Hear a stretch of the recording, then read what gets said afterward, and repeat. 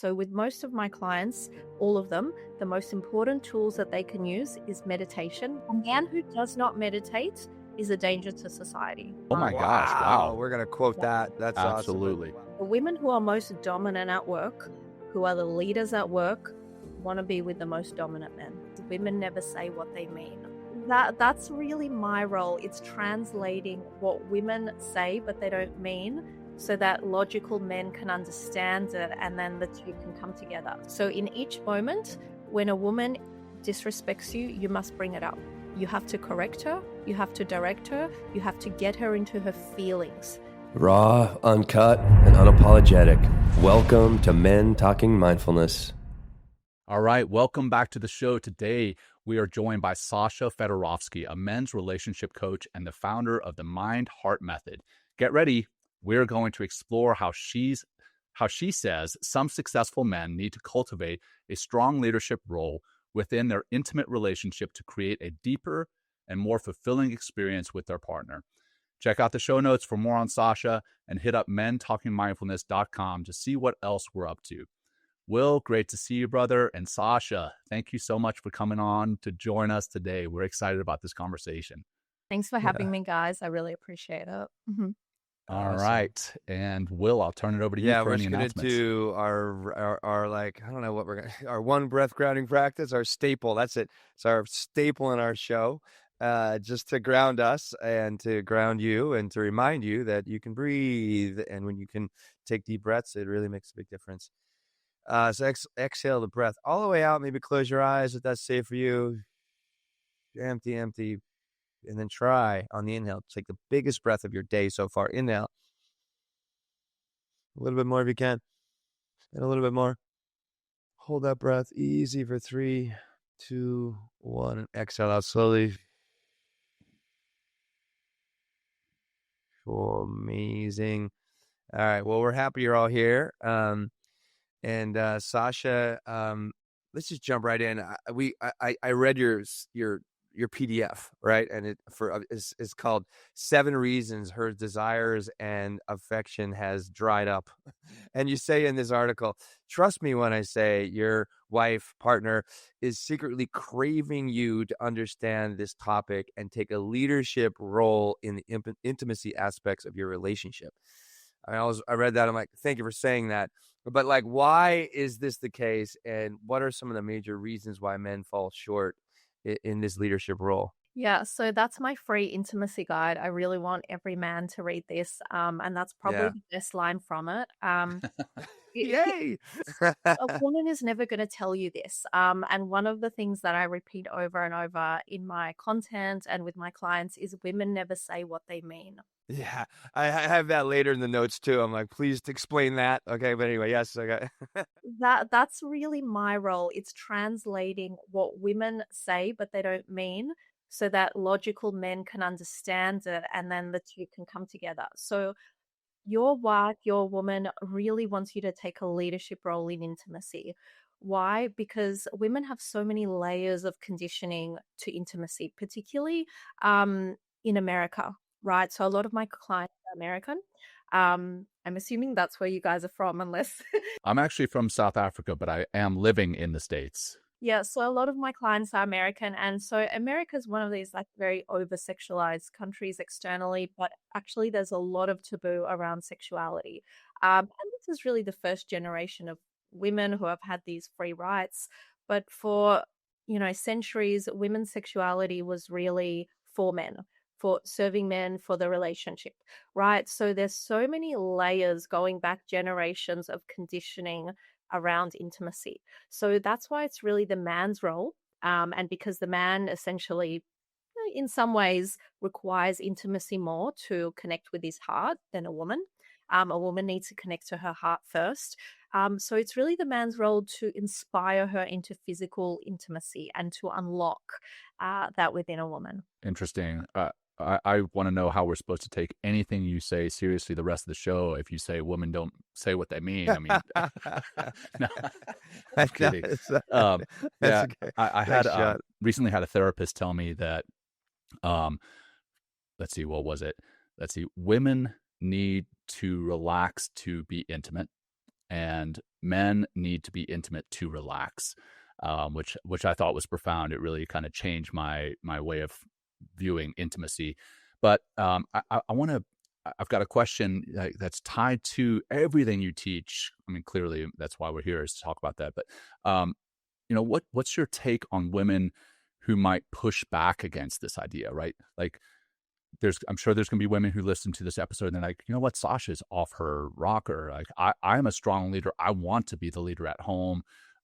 Specifically, like a lot of women who are strong leaders at work, and then they want to come home and continue to be strong leaders at home. What are your thoughts on that? This is what men think, and this is what men have been lied to about, conditioned to believe, because I've never had one pushback from a woman. One, the women who are most dominant at work, who are the leaders at work, want to be with the most dominant men. Right? They want leadership because women are not designed for this masculine world. Women who are leaders in this world, who have their own business, who are in the corporate space, it's a masculine world that women are trying to fit into.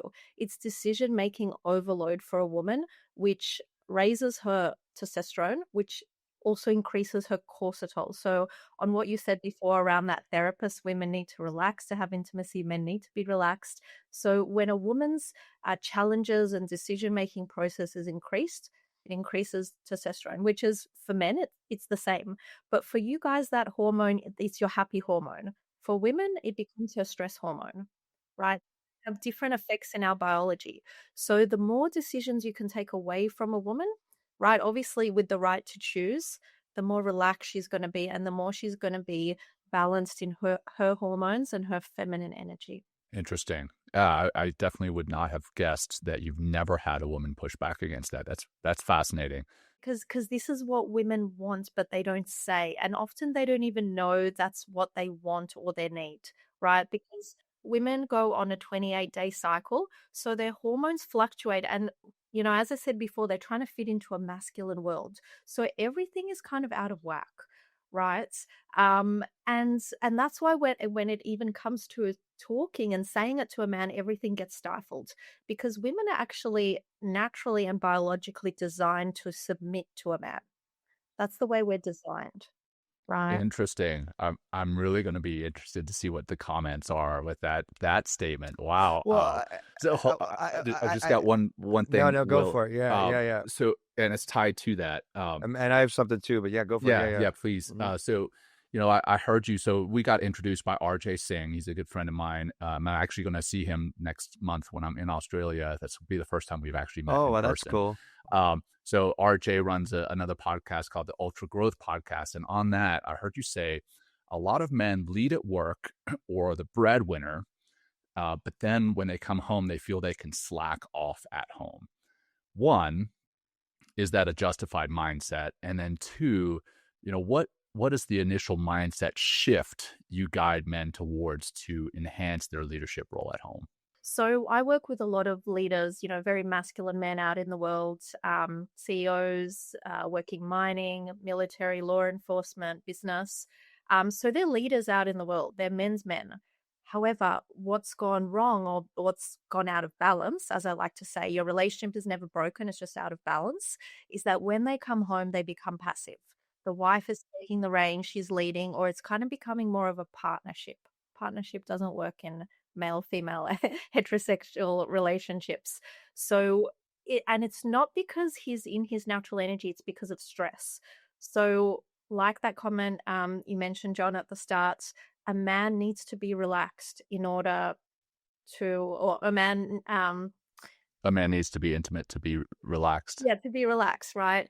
But what happens, it's not his natural way to not lead at home. It's just the stress of the world has got him passive. He's too much in his head and he's not in his natural instincts, right? So the woman takes the reins and she starts to take control. She starts to take on the masculine role at home.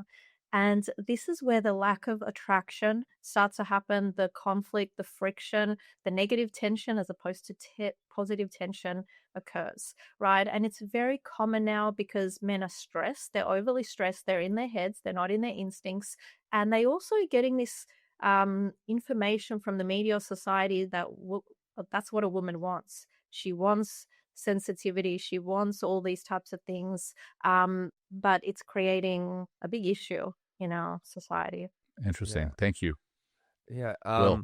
Well, you mentioned about, so where is the balance between sensitivity and vulnerability and like, holding space for a woman and her emotions, but also, being empathetic, but not like coming off as like, I don't know, like a woman or something, like, you know what I mean? So where, like, help us navigate this terrain. I mean, because we have this emotional life, but like, and women have their emotional life. You guys are definitely more in touch with your emotions than we are, but it's not like we ignore ours. It's just like, it's the feminine and the masculine and the dynamic between them that is that why you're here. Like, you're helping us understand this dance that we're always in, but also we want to be obviously a great leader of the dance that we have with our feminine. So I know I'm going off on this, but help us get that the sensitivity and the vulnerability and how that ties in leadership. Great So question, because the ingredients are right, but the order or the way they're put together are wrong. Okay. And they're confusing. So essentially, I teach men to connect with their natural instincts. Every man knows how to lead a woman, every man knows what he wants and how to lead her into intimacy and how to lead her in life. But usually he's cut off from those masculine instincts because he's living in his mind, right? He's not living in a physical world anymore. He's in his head because of stress. So, what's needed is for his instincts to be online, his spine, right? His masculine energy, his heart, right? This is when he's leading from love, right? So, when he's in his instincts, you're not cut off from your feelings. You feel your own feelings. You feel what feels disrespectful from a woman or feels unsafe, but then you're connected to your heart. So, you're leading from love, from empathy, right? And you also filter it through your mind. So you're not a caveman, right? But most men are simply cut off from their lower body, their instincts. They're cut off from their hearts. So there's no real love. It's numb. It's just their mind. Okay. So all those need to be connected and online, right? But if a man is just in his heart, he will just vomit his emotions because there's no container and there's no side to actually lead a woman, right? And women feel repulsed when a man is simply, offloading his emotions because she can't hold that. And usually, when men think that they're being sharing their feelings or their emotions, they're not. They're speaking to a woman in a logical way, just sharing kind of like AI, your jibber jabber content. And so everyone's confused. Everyone's confused. So essentially, what a woman needs is she needs to feel her feelings and emotions, and a man needs to be able to hold them without being triggered or reactive. If you can get that dynamic right in your relationship, you're not going to have any problems. can you give us an example of that? Like, that might be helpful, bring it in. Yeah. So I work with the man because the man's the natural leader. This is not like an ideology or an agenda. It's just on a biological level. A man has a larger nervous system. Okay, this is you see this in silverback gorillas. It's through hormones that we actually communicate, not through words or through any of this type of stuff. So what I teach men to do in order to hold a woman's emotions, it sounds simple, just get her to share her emotions and you know listen to her, right? Or just let her speak. But in order to do that, the man needs to not be triggered. He needs to release his stress in his nervous system, because if his bandwidth in his nervous system is full of stress, anything she says will be triggering. He'll either be reactive like a teenager, so this means he'll be aggressive, right? Like defensive, start to argue with her, or he'll avoid. He'll numb out, he'll, become a workaholic, an alcoholic, because he doesn't have bandwidth, he doesn't have space. So part of this process is to give men tools to release their stress, to manage their emotions, and not to suppress them, and to understand themselves, right? To remember that they're the dominant species, that whatever a woman says, she's just releasing her emotions because that's the way she releases stress, through sharing, through communicating. Okay. Whereas a man releases his stress in a different way. It's not actually through communicating and vocalizing his emotions. Would you say that men vocalizing their emotions to other men is maybe where it's important for them? Because I know that if I vocalize my emotions too often to my beautiful bride, then she can, like you said, kind of get overwhelmed, Yes. or see me in a different light. But I mean, where should men be vocalizing these emotions to have some type of outlet? So there is an outlet. They're very, very simple tools, and I think you use some of them. Even with other men, not actually vocalizing emotions, sharing their thoughts, sharing their judgments. So thoughts, judgments is masculine energy. A man needs to process his emotions within himself. Once again, this is not an ideology, it's just biology, right? So, with most of my clients, all of them, the most important tools that they can use is meditation, which you guys do, which, I Bingo. We absolutely we have It's a love. a win. course coming up April Yeah, 27th. Course, that's a sign great up, time to sign up. plug it. Okay, yeah. Anyway, thank you, Sasha. Anyway, A man yes. who does not meditate is a danger to society. This is Oh my my, gosh! Wow, Wow, we're gonna quote yeah. that. That's awesome. But absolutely. wow, go further. Like, okay, we understand why, but tell our audience why they become a danger, or why they are a danger if they're not shifting and looking into the realm of meditation and practicing. Meditation was always designed for men. The ancient yogis, it was not a female activity. It was designed. It's a mental discipline, right? So men need to have physical discipline, mental discipline, emotional discipline, and spiritual discipline. That's when you have a safe man. Any man who does not have 80% of that is not a safe man, right? So the next thing I give men, this is the second tool. Every man needs to do this. This is how he processes and releases his emotions. You'll never feel the need to really share your feelings anywhere once you have this processed. Okay. And that is journaling your negative emotions, putting them down on paper, releasing them, letting them go. Right. Once you do, and also releasing it physically. So if you have a punching bag, you're releasing it physically.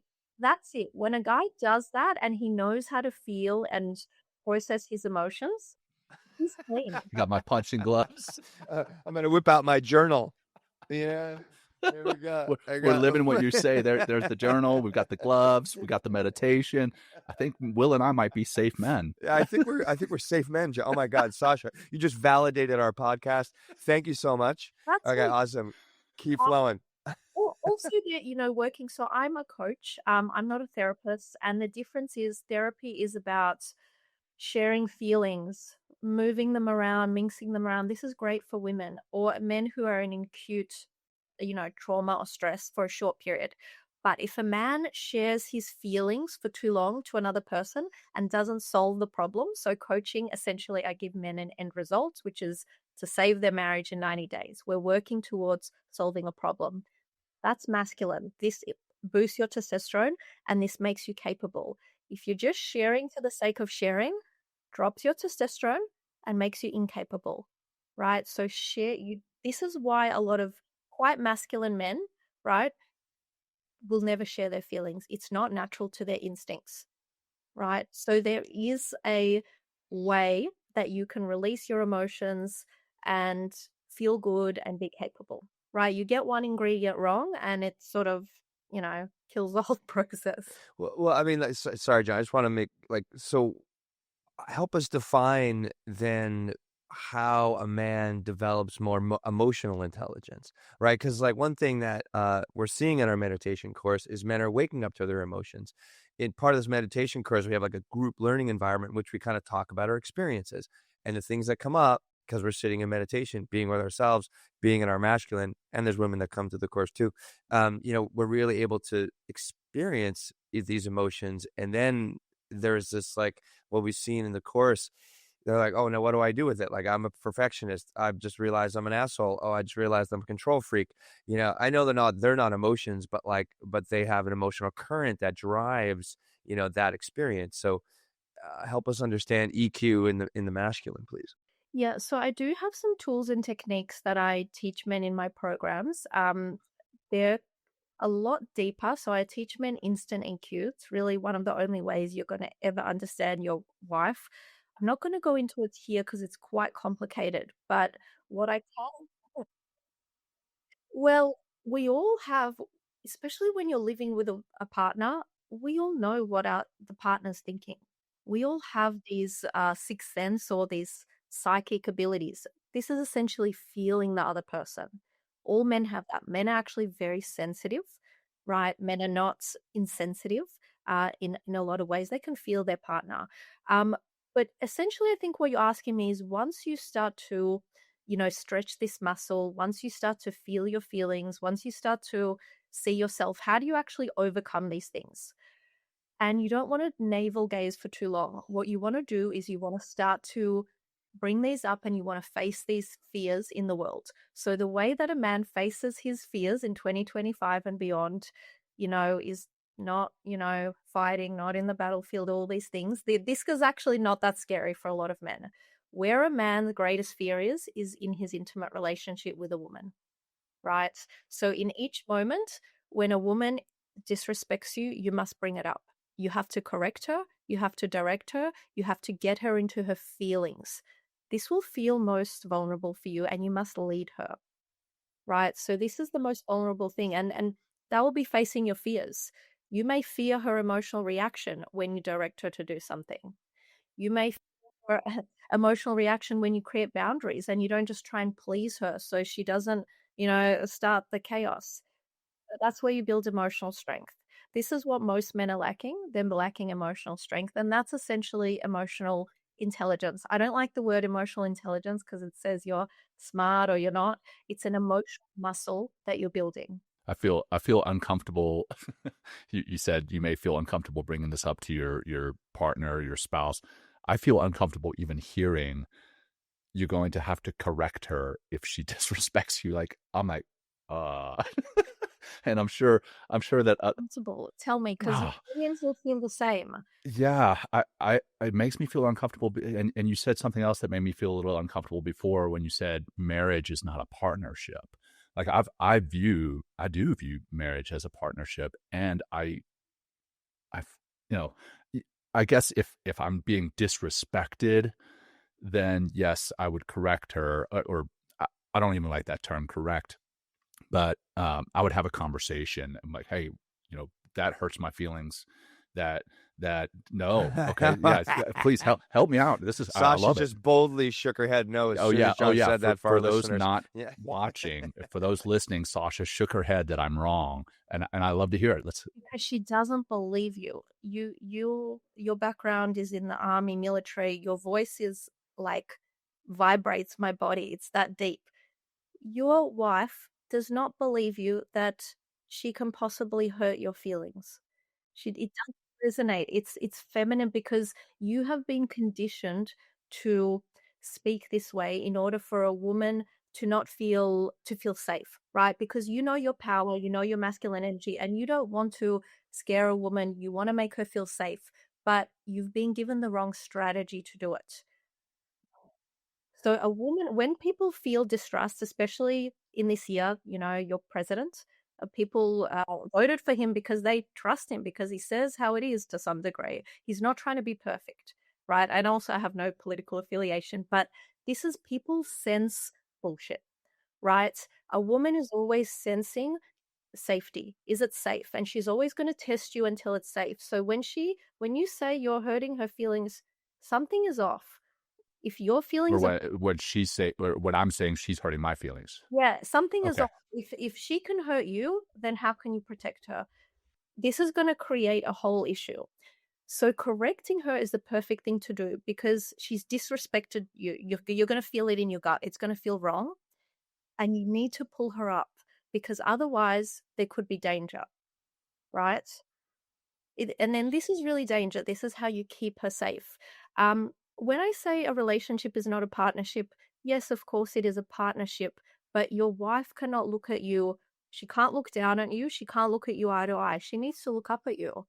This is the perfect dynamic. It's the boss and the secretary. It's the manager and the artist, the masculine and the feminine. Men and women are completely different biologically, hormonally, in all ways. We're not the same. We have different roles. Both roles are valid. Both roles need each other, but they're different, right? If you are having a relationship with a man, even a homosexual male relationship, there's a masculine and a feminine, right? It's always that way in nature. We need the yin and the yang. The tree, if it is too strong and if it's too dry, it'll snap. It needs a little bit of that flexibility. It needs both. So if you start to take on this feminine role in your relationship, because that's what society has told you, this is what women want, this is how you can keep her safe, it creates the lack of polarity, lack of attraction. Something is off. It cannot be a 50-50 dynamic. You have to have your roles, and you actually need to accentuate your roles the more that you live together, because you do become similar. It does feel like a partnership. But, if you want to be roommates, then, be my guest. If you want to have that excitement and that connection, which is what you and your wife both want, you must accentuate your roles. I mean, that's why she married you, not because you're the same as her, because you're different, right? Yeah, and I kind of had to smirk when you said the boss and the secretary, because I was my wife's boss at one point. So you probably hitting the nail on the head.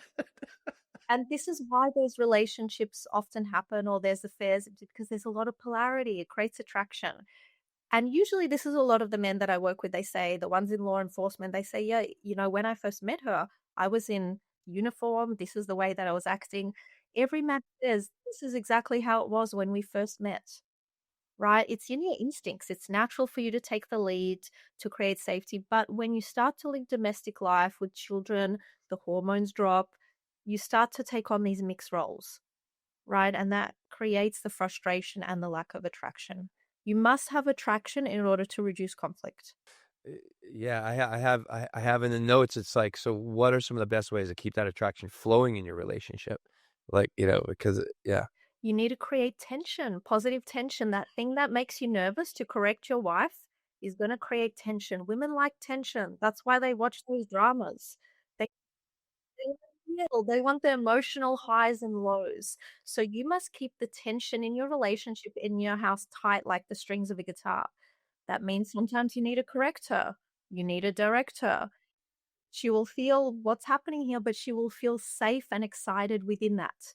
And then sometimes you bring her in and give her a kiss, or you direct her to give you a kiss and you give her a compliment, and that's going to feel so good for her, right? So you must keep the tension tight, but not the negative tension, the positive tension tight by accentuating your roles. You go more into your masculine, it will polarize her in her feminine. That will reduce any conflict. Men should not be arguing with women. yeah. Well, can you actually? I know I keep going, John, but like, well, then define the masculine, then. You know what I mean, and the feminine. Like, we haven't really discussed that. So what? And you also mentioned, I wanted to say earlier, but like, how it comes together, the receptivity and the penetration. It's just like it's all there. So just define masculine and feminine for us, so we really get a better understanding of what we're talking about here. So, look, everything is the same way as physical intimacy, right? That's our biology. Masculine is firm, it's structured, it's hard, it's goal orientated. It's it's Yeah, so you're right. men's We're look. immature here. No, that's okay. I'm like, yeah. Yeah, I'm 14. Hey, my mind went the same place. Well, that's what you're speaking in terms of the penis. You know what I mean? Yeah, Let's just say it, right? Yeah. But it's also here it is, like it's like kind of a metaphor to our biology, to our energy, to our relationship. yeah. So it's the same. We're the same energetically, right? Our world isn't that complicated, right? Things are kind of how they look. Um, Ideas, mental energy, aggression as well. Women have aggression, but the feminine is creativity, chaos, emotion, softness, um, those energies. But it's not to say that, so the perfect balance is around for a man to be about 60, 70, maybe towards 80% masculine. A man needs feminine energy, right? So a lot of the men that I work with, their feminine energy is suppressed. So that's why they're in their mind. And then they're trying to use these words like feelings and stuff. A woman doesn't feel it. A woman needs to feel your feelings. They're just using these words and it's kind of, she's not feeling anything from you. So, and a woman needs to have masculine energy. You can probably feel for me, I have a level of masculine energy. I'm guiding men. I'm giving you information. So I'm using my masculine energy here. In a relationship, we're not going to have polarity. No matter how I look, a man's not going to feel attracted to me if I'm coaching him, leading him, directing him, and using his tone, right? So sometimes there's a time. Yeah, and sometimes we need to depolarize things, and sometimes we need to create that in a relationship. So if I'm out all day and I'm, you know, coaching men, guiding men in my relationship, I don't want to do any mental work. I don't want to make decisions. I want to be told what to do, right? And this is the same for every woman, right? She wants to have, you must take in her needs. That's why you need to know her feelings. You must be able to take in her feelings because that's going to tell you what she needs. And then you provide that for her. That's the balance. I'm just imagining you in a relationship, and I'm curious how you take your coaching and bring it into a relationship and be guided and I had directed and led. my way. Yeah, My life yeah. is complicated. I had Uh, learned my way. So that's what you will hate it when a woman ever tells you what to do. She nags you, even in a caring way. It's mothering. mm, Man doesn't want to feel mothered. He doesn't want to be nagged. He doesn't want to be told what to do. And anytime a woman does that to you, you need to bring it up straight away. Otherwise, that will be your life. You need to say, don't tell me what to do. Don't nag me. I've got it covered. But not in a frustrated teenager way. That's what usually happens. yeah. Emotion centered with a bit of humor. Don't tell me All why. right, I'm going to try that, and I'm going to report back to you. Yeah.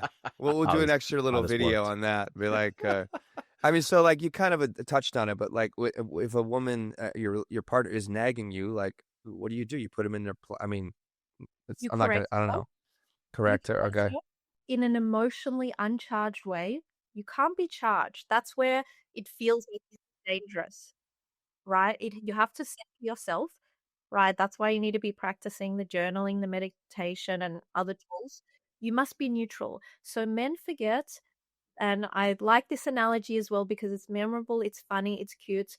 A woman is a little chihuahua. She's just yapping. Or a big bulldog or a gorilla. That's the size of a man and a woman. But men forget this. And they become afraid of that little chihuahua because it's got bite, right? It's got emotion. And that's what we have to remember. It has to become a little bit comical, a little bit funny because she doesn't tell you what to do. It's draining for her. They become scared of that chihuahua until they don't, and then like you said, then they kind of unleash, and it's then it's scary, right? Then it's the and I've found that with children too, right? The children, they're clearly smaller than I am. I've got an 8-year-old, a 6-year-old, and a soon-to-be 4-year-old, and even if I just raise my voice a little bit, they get intimidated. But I'm 6'2", 225 pounds. Well, actually, I'm less than that now, Will, because I'm losing weight. But I'm not a small guy, and I've got to continually put myself into my kids' eyes and be like, hey, I'm intimidating, or at least to them. We've got bigger guys out there that are more intimidating than I am. But anyhow, that's a different path to go down. It's a very interesting note that you make. So, after a while, when your kids live with you or your wife lives with you, even if you're a big guy and, whatever you do in the world, if you are passive, if you're not emotionally strong, they will start to walk all over you. And that's where you feel you need to apply raise your voice, do all these things. A man doesn't actually have to do that. So your children and your woman will sense when you're in fear and they will push you because that's biology, because a man needs to be strong to protect and provide, right? So what you need to be doing in order to not have to enforce the discipline or any of that is to work on your fears, on overcoming your fears, because they're your reflection, they're your mirror, where you're not stepping into your true essence, your masculine energy, your leadership, when you're not overcoming your fears. And that's where they're going to push you, right? So they sense somebody who has no fear. And that's actually the most attractive thing for a woman, a man that wants nothing and that has no fear. It has no fear, or is able to. So we've recently had an episode on fear. Be And controlled is fear, not be controlled. okay, there we go. I like it. I Right. like Yeah. Yeah. Yeah. Yeah. it. Well, okay. So, work stress, right? Um, we carry a lot of what we have at work into our house, and then vice versa. How does a man know when the work stress, quote unquote, is actually a sign of something that's going wrong in his relationship? Men love work stress. This is how my role initially started. It was a stress management program because I worked in a lot of male dominated industries. What I found is men didn't want to let go of their work stress. It was a good way to escape from their personal life because stress creates a certain level of adrenaline, right? It's high. Okay, so we need that chemical. So if you can't go and fire some guns or race some cars, you can create some stress at work, right? Stock market, all it's creates adrenaline, dopamine, all this stuff. So you can feel those more vulnerable emotions for a man, which is, sadness, powerlessness, all those things that come up at home with a woman with a problem you can't solve, right? So when you don't understand your home life, a man, when there's danger that he can't control, he suppresses. He goes into avoidance because that's the way what happened when you were hunters. Okay, you went to the battlefield, you're afraid, but you need to suppress your fear in order to go and get the job done. This is what's happening at home for men. Okay, and where can they throw themselves into work stress, right? So once you sort out your personal life, what's going on at home, actually your work life becomes a lot easier. You do less and you create more because all of that energy that's used to suppress is now available and open. That's interesting because I know, the protecting and then the providing piece is so important to some men. I mean, including myself. I've been there, and I still fall prey to that. Defining yourself by how you provide, but it's counterintuitive that if you fix things at home, then your work life is actually going to get better and easier, and maybe you provide that much better, which in turn makes home life. So it's kind of this virtuous cycle. That's interesting. Thank you for that. Yeah, and you don't have to overcompensate for what you're not doing at home. Right, Yeah. exactly. The more so your relationship is your fuel for going out into the world and creating and producing. If you don't have that fuel, you're kind of driving with the handbrake on. And a lot of men can still do that. But imagine when you have that fuel, right? When everything's cleaned, like it's just easy. This world is created for men by men. So it's actually very simple for men once you clear out all that emotional clutter. And because it's actually the same energy center in our system that controls finances, creation, and relationships and sexuality. It's the same. Sorry, well, I just got one question here that just entered my mind. So we're just talking about my son or kids anyway, and I have three, one of which is one of whom is a little boy. And you talk with RJ on his podcast again about kind of going through some type of rite of passage, or some type of thing where you have to mature into masculinity, an initiation. What are the long-term effects on a relationship when a man doesn't have a solid rite of passage or initiation into that mature masculinity? I mean, we actually are having, just a side note, we're interviewing Wild at Heart author John Eldridge. I don't know if you read that book. Really great book. If you haven't, check it out, Sasha. But like he talks about this in the book specifically, that it's like it's a man that brings a boy into manhood. But yeah, please, we'd love to hear your thoughts on that. Yeah, and this is half the problem with our world is men don't have initiation. So essentially, you've got grown men, grown up bodies, but they're still in their little boy and their teenager, and this is destructive. So, a teenage boy, well, some can, but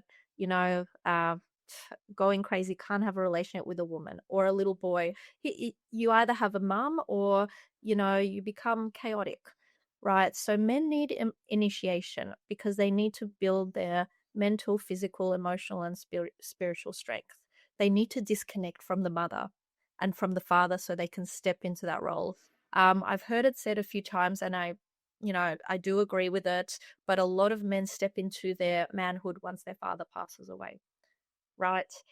Because then they are that role. Otherwise, there's always these cords and these ties. And this is usually what's in the way with a lot of um, the relationships that I deal with is there's still ties. Your relationship with your wife isn't just you and her. It's all your family ties. We all have these energetic cords connected, and that needs to be severed from the mother and the father so you can step into the masculine role and you can disconnect from the mother, right? So you're not projecting all of your childhood stuff into your relationship, because that's essentially what causes the conflict. We are attracted to people who subconsciously will open up our wounds, will trigger us so that we can heal those wounds and become whole, right? But we need to start to see that our wounds, it's not the other person. The way we do that is we disconnect from our family in a sense. And that's what initiation tribes always has been. We look at these tribes and it seems quite savage and quite brutal. However, what we're seeing right now, which most people don't see in relationships, it's savage, it's brutal. Australia is one of the biggest places for domestic violence. It's a huge issue. It's not spoken about. We have huge suicide rates. There is something wrong going on with men here. I don't want to say there's something wrong with men, but it's a real issue. I think it's not as intense in America, but No, it's a real issue. it is. We have I think it's a 4-to-1 ratio between, masculine suicide versus, female suicide. And I mean, it is real. And a lot of what we're talking about here, like that initiation is missing in a lot of ways. Especially like, if you look at in the United States, the amount of single mothers that are raising boys. I mean, it's a real problem. And I gotta Yeah. applaud those single mothers for doing Oh what my they God, do. absolutely. Yes. But Yeah. Doing I the best also they understand. can. Oh my gosh, I can't even imagine being a single parent. Especially with a boy. Yeah. Jesus. Like, Children need both. And you can just say Yeah. she doesn't have a partner, but there needs to be a male figure there. an uncle or, yeah, exactly. So you don't necessarily need the mother and father, but you need, that masculine figure, that feminine figure to create that balance, because that's what we're all needing within ourselves, that balance of masculine, feminine energy. And then we need it in our relationship and in our world. So essentially, initiation is all about overcoming fear, because that is the enemy of man and of woman. That's our enemy, is fear. So you will never find a person who's overcome their fear, that's living in their heart, that is going to hurt or cause havoc in the world, right? All the havoc we see, if you look at prisons, if you look at wars or things going on, right? Where is this coming from? It's coming from fear. It's a place of fear. It's in relationships. People still love each other when they divorce. The love never goes, it never dies. It's been buried by fears, right? And that creates disconnect. So initiation gets rid of that so that we're not basically repeating our childhood trauma or childhood experience within our relationship, right?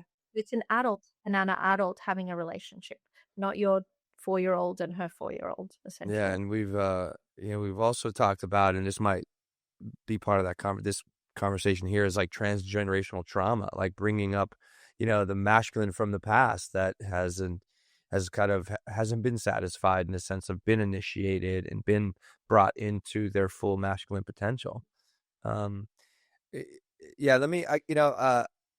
I just want to go into vulnerability for a moment. Like one thing that we work with here, also like what we talk about is in our mission statement, like the vulnerability is power. How does that play out in a partnering relationship? But then also, what does vulnerability look like, out there for this healthy masculine? I almost want to say strong masculine. I almost want to. I almost don't even want to qualify the masculine. It's like the masculine in the sense of like being the man that you can be and you should be, and that's needed in the world and needed in the relationship. So vulnerability. What does it look like in an intimate relationship, but also as a leader in the community, with your friends, kind of thing? Like, how does this dance play out? Yeah, vulnerability is really important, but vulnerability, I think people get confused what that should look like for a man or what feels healthy for a man. It's actually being present. Most men are not present in their relationships. Present means you can stop and face what's in front of you. Most men are running from their relationships. They're in pornography, they're in their work, they're in alcohol.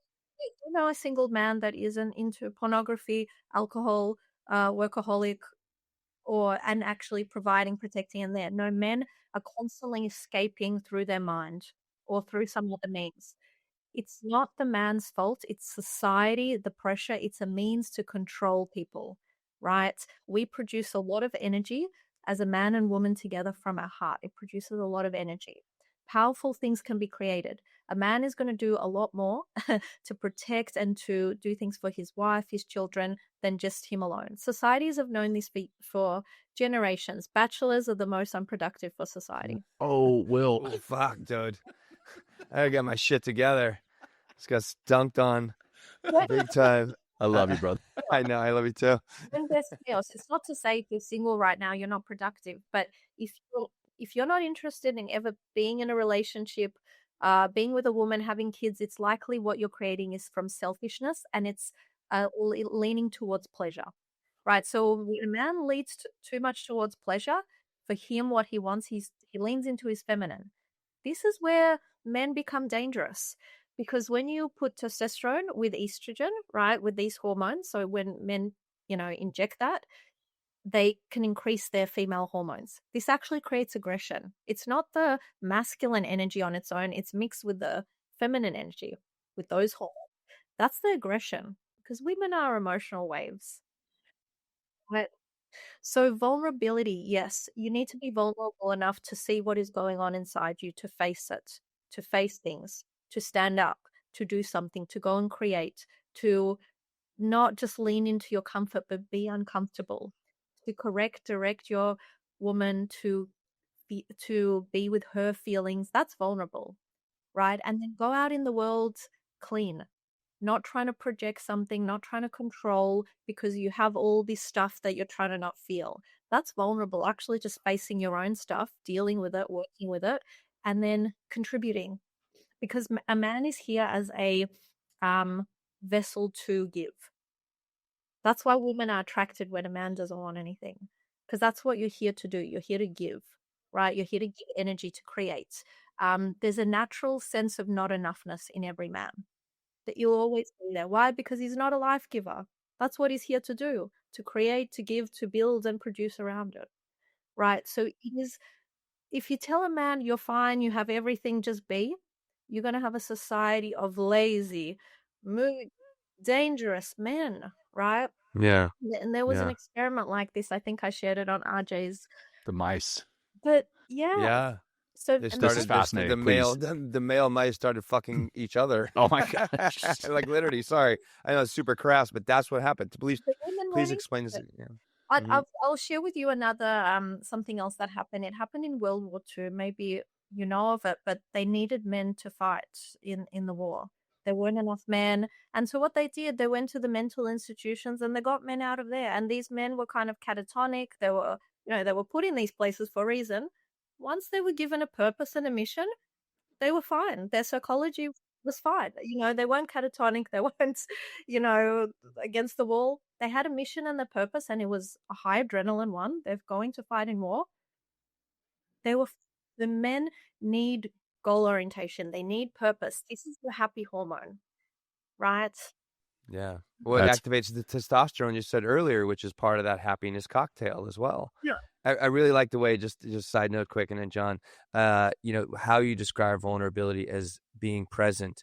And also the caveat is not hiding in your work, hiding in porn, hiding in alcohol, but really being present to what's going on here right now, and dealing with it. So whether that's like, whatever that is, that's a great way to describe vulnerability. Cause I feel that, I try to be present all the time, and but I'm also available to what's going on in the world around me, and how that's affecting my feelings, how that's triggering me or not triggering me, and dealing with those emotional circumstances. Yeah, exactly. Exactly. Not vomiting them out everywhere and just creating more chaos, but because you're offloading. That feels good when you're just offloading that energy, but it actually weakens you as a man. So it's just dealing with that fear within yourself instead of avoiding it, right? That's really vulnerable for a man, right? It goes against your biology in a sense, right? To not just, but to actually bring it up, feel it, really feel it, and then deal with it and let it go. Well, this is why the meditation is so incredibly powerful, because we get out of that reactive sympathetic nervous system mode and into the parasympathetic, into the rest and digest. So when circumstance does trigger us in some way, I definitely, I feel the rise inside of me, but then, we only have that little we can expand that gap of time between, what do they say, the Viktor Frankl, I forget his quote, but if you inject a breath, something to the effect of that pause, the pause is is an super opportunity key. to breathe. Yeah, the opportunity to breathe and get out of reactivity and and respond, whether that could be doing nothing. But yeah, thank you. This is wonderful. I just want to jump in because we kind of cut you off with the mouse experiment. Oh, yeah. So if you could describe that we listened to on RJ's episode, and that was fascinating. If you could just go into that for our audience. Well, they did a study where they put mice into this fake environment where they didn't have to go and hunt and find food and things like that. And they actually were just given food, right? They had everything they need. So it's kind of like these spoiled mice. And what happened was that the men weren't going off and they weren't finding food. So they didn't really have a role and they were just enjoying the pleasures of having food around them. Like everything's catered for, kind of like, some people in our world. What happened eventually is the mice's testosterone level would drop and the women were just not interested in mating with them, right? Because they couldn't sense those hormones. They just lost interest. There was no interest because they weren't doing male mice things. Those hormones weren't being activated. And what happened was the females lost interest and the male mice, just mated amongst themselves, right? Because they were so inclined to pleasure, right? So a woman's attraction reduces towards you when you are inclined to pleasure, when you're sharing your feelings too much, right? When you're onto your feminine side, you're her girlfriend, you're her therapist. Wow. Your sister, or your. Oh my gosh. And that I don't know if you guys have Yellowstone over there, the TV show over there, Sasha, but we have this kind of Western show, and I brought it up several times on the show. What Will, your happened? camera's What the pointed fuck? down I'm at your sorry, crotch, man. Oh boy, this is great. Hello, what's going on here? Oh Jesus Christ! Anyway, At least you're wearing pants. I know. That could have been way more embarrassing. I am wearing pants. So Anyway. anyhow, while Will is unfucking the camera over there, we have this show called Yellowstone, and there's a very manly man in it. Actually, there's several, but my wife is very much attracted to this very manly man who never shares his feelings except when it's in a very manly way, and then he's out there defending and protecting and providing, and it's just like, I think every man in America wants to be this guy. And for those listening, I'm talking about Rip in Yellowstone, and you know who I'm talking about. So anyway, that is just a side note. So you say that you fix yourself and the relationship shifts. For our listeners, if they were to listen to 5 minutes of this episode only, maybe could you go through what the first 3 areas a man should start working on in himself right away? Yeah, and it's not fix yourself. We're not broken. It's just bring yourself into balance, right? And I haven't watched Yellowstone, but look, it's every romance novel. I recommend men read romance novels. It's the same what all the time. And so it's not that a woman wants you to be unemotional. No, she wants to feel your emotional energy. She wants to feel your feelings. Um, but she doesn't want them to be offloaded onto her. That's it. So a man who's numb, who's unemotional, a woman's not going to be attracted to you. She wants that emotional energy. This is why the bad boy or, men in jail, they get married when they're in jail. They they have emotional energy, right? So they're connected to their instincts, but they're usually not connected to their heart and it's not really going through their brain, right? Their mind. But their instincts are there, right? So it produces this, sexual charge. But all levels have to be on if you want to have the balance. Okay, so my premise and the work that I do, and it's based on working in men's health in the medical space with men's specialist doctors, psychologists, and researchers. And I was coaching men on the stress aspect of their health and their healing.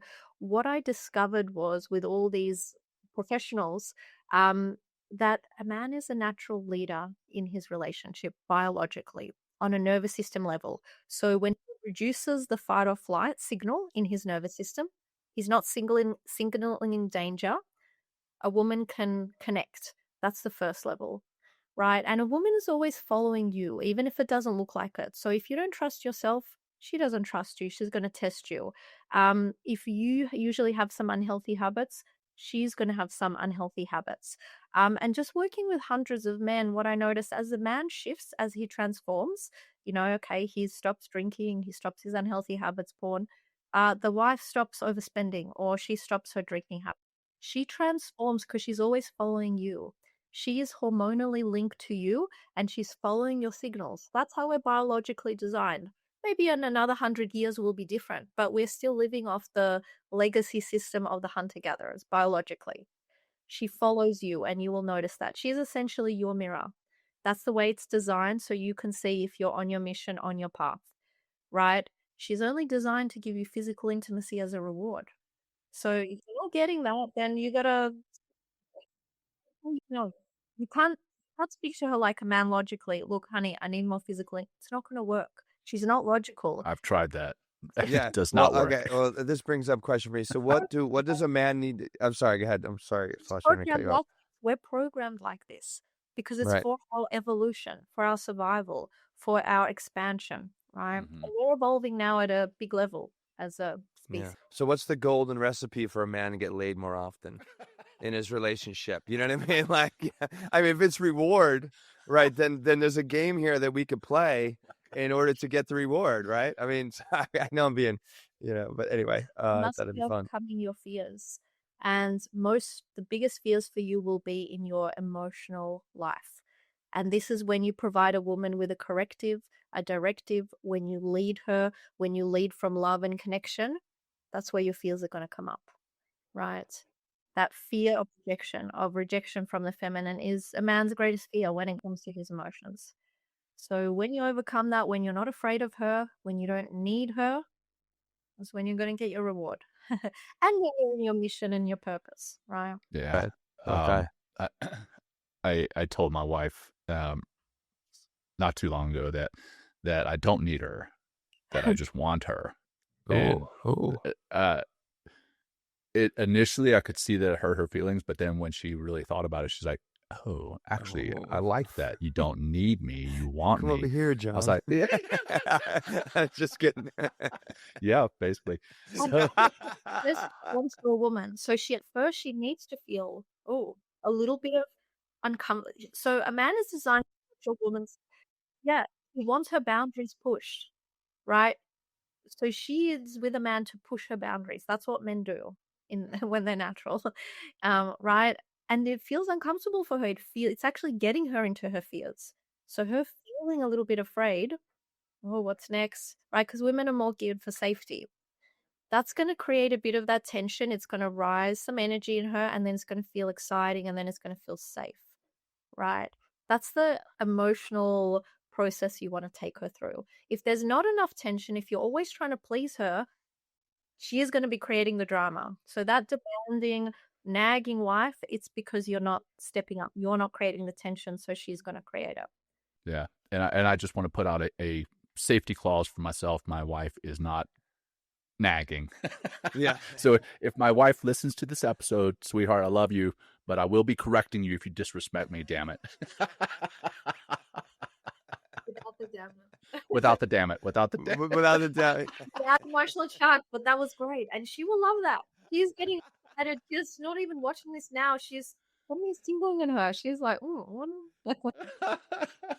This is Oh, gosh, been this is fun. awesome. It's simple, Well, right? It's yeah. simple, but the puzzle pieces have been moved around, right? The ingredients has been moved around, and instead of making a cake, we're making like some mushy chaos, right? Yeah, I feel we hit almost everything we wanted to talk about, John. And one thing I want to ask is like, so women test, and we've kind of touched on it in many different ways, but why do women keep testing, and what do you do when they do test, and then or stop them or from, what does all this look like? Or again, give us some examples of testing too would be helpful, I think, for our listeners. Yeah, a woman is going to test you until the day you die. It's in her biology. It's unconscious. It's likely it's because she needs to see if her young are safe, if you're safe. So she is essentially living with a man who is stronger, bigger, right? So there is a level of danger because he needs to protect her. So it needs to be a bit dangerous. but she's testing him to see if he's safe with her, to protect her, for the children. It's biology. Okay. She can't stop unless she becomes a doormat. And that's when your sexual charge towards her stops. So when a woman stops taking care of her needs, right, when she gives in to everything, she's not submitting, she's complying. There's a difference. Submitting is because she's naturally softening, right? She feels safe and comfortable to give in. Complying is when it's against her own heart, her own fears. So she will always test you because you need to be strong. You need to be on your mission. That's her role. So all you can do to pass the tests, it's not really passing, is you can't be afraid of her. You need to provide the correction. Don't disrespect me. Don't tell me what to do, but I care about your feelings. What are you feeling? Are you feeling angry? Are you feeling afraid? What are you feeling? You don't argue with her. You're not afraid of her. You're the boss. She's a Oh, secretary. they almost like draw her out, right? Draw her out Yes. of, What is she away from feeling? the test into the feminine, Yes. which is the more of the emotional life, and Yes. there you are, just holding space. You must know The Way of Superior Man by David Data. You know his book. Everybody tells me that I haven't read it yet. Oh I fuck, do it's it so very much good. so, right? And he has, one thing that I really appreciate, that he talks about the dichotomy between like the masculine and the feminine. He's like, the woman is like the ocean or the river or this large body of water, that has like, could be very calm and placid at times, but very like turbulent, this and that. And the men are the moat, the dam, the boundary, the wall that holds the feminine energy, that holds the feminine emotion, or the sea of emotions that they Yeah. are, which I mean, have you is, seen girlfriends talking to each other or organizing a trip or even just a dinner? It's chaos. It's chaos, right? And they're in that setting, and it is chaos. And that's what's needed, the boundaries, the leadership, the strength, so that they can, have controlled chaos, right? That's feminine energy. It's chaos. wow. Yeah, another book. Not to turn this into an assignment, a lot of assignments for you there, Sasha. But we recently read this book called No More Mr. Nice Guy. Yeah. Okay, you know this one by Robert Glover. That are always, brought up. Yeah. Oh my gosh, it's fantastic. We actually had Dr. Glover on our show actually at the beginning of the season, Yeah, back in he January. was great. Fantastic. And I've read the book twice now, and I think it was a game changer in my relationship as well. Oh, wonderful. But anyway, Sasha, what have we not covered that you would like our audience to hear to kind of close up the episode? I guess I really want men to know that they have great power to create change in their relationships. I mean, saving your marriage in 90 days is not a gimmick. It happens. It's decades of the same thing, and it can happen very quickly when you just understand and you have the knowledge. It's like if you had a plumbing issue, you're not a plumber, you're going to call a plumber. You'll call an accountant, you'll call a technical guy. Why are you not calling anyone in your relationship? You don't know, you've never been taught. It's a completely different language. Why don't you get the information? Because once you have the information, you can fix the problem quite quickly, right? You have the power, and that means you have the responsibility. All right.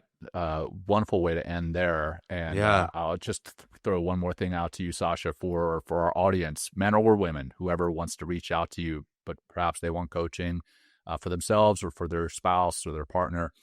What's the best way for them to get a hold of you?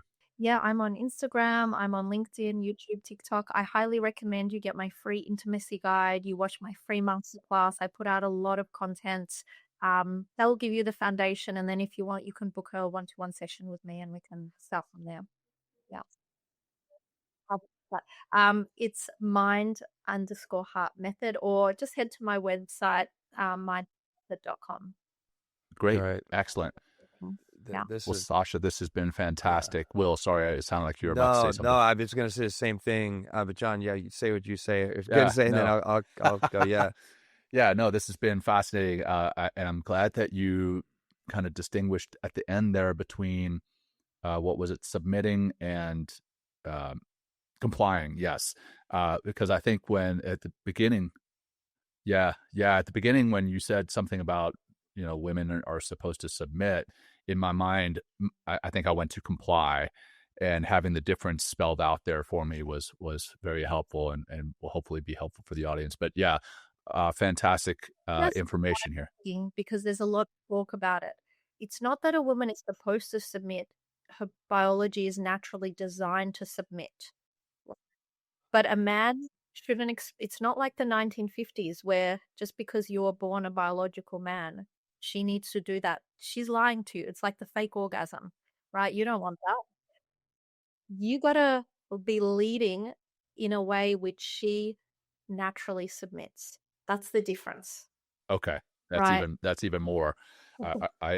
We may have to take those snippets at the very beginning of the show, Will, just to Yeah. keep our audience clear on those lines. I like that. So thank you for Yeah. even further clarifying. Maybe that'll So- be our opener. Yeah, Will, I'll turn it over to you, my No, friend. Sasha, thank you for clarifying so much about this incredible dynamic dance between the masculine and the feminine, and helping our community. We have a lot of great men out there.